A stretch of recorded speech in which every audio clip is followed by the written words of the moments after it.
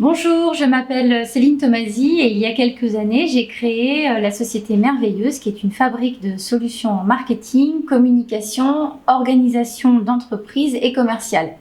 La particularité de Merveilleuse qui s'adresse aux dirigeants et aux cadres d'entreprise, c'est qu'ils peuvent m'acheter un crédit d'heure et l'utiliser lorsqu'ils en ont besoin, par exemple lorsqu'ils n'ont pas les ressources en interne.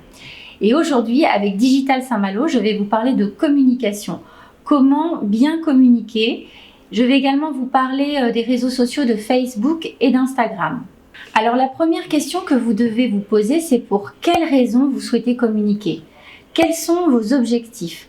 Vous pouvez par exemple chercher à faire connaître votre entreprise, vos produits et vos services. Il vous faudra donc informer vos consommateurs, vos clients et développer votre notoriété. Il sera nécessaire que le client reconnaisse votre entreprise et vos produits. En communication, on appelle cela le faire savoir. Deuxième objectif, vous souhaitez faire aimer votre entreprise, vos produits ou services. Il vous faudra développer une attitude positive de la part des consommateurs. Vous allez chercher en fait à ce que vos clients soient séduits et se sentent proches de l'image que vous voudrez véhiculer. En communication, on appelle cela le faire aimer. Enfin, si vous souhaitez plutôt inciter vos clients à l'achat, votre objectif peut être l'augmentation des ventes tout simplement.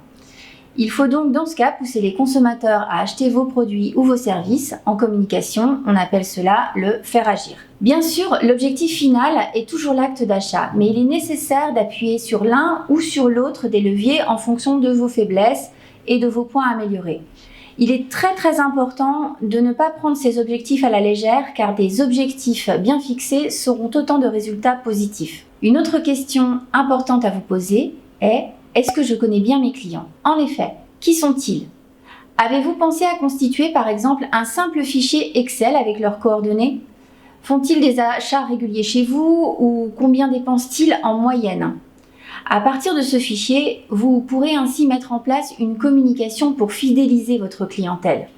Commencez par cela, c'est vraiment l'essentiel. N'oubliez pas, ce sont vos clients vos meilleurs vendeurs. Ce sont eux qui vous recommanderont. Maintenant, voyons un peu comment vous allez pouvoir mettre tout cela en pratique. Il existe deux types de communication, la communication online et la communication offline. La communication offline, c'est par exemple l'envoi de catalogues dans les boîtes aux lettres, les flyers ou bien votre présence sur un salon. Quant à la communication online, on l'utilise par exemple pour les outils digitaux comme les ordinateurs, les tablettes ou les smartphones. Attention, loin d'être ringarde, la communication offline propose de très bons moyens de toucher ses cibles. Il est donc bon d'associer la communication online et la communication offline. Facebook, Twitter, LinkedIn, Instagram, Google Ads, les sites internet, l'emailing, les newsletters, les mots-clés, vous êtes perdus. Pas facile de s'y retrouver et de savoir comment communiquer correctement afin de ne pas être tout simplement perdu dans tous ces types de communication et de perdre son argent et son temps. Encore une fois, tout dépend de votre cible. Les différentes cibles ne se touchent pas de la même manière. Vous devez donc savoir où trouver vos clients, quels médias lisent-ils et sur quels réseaux sont-ils.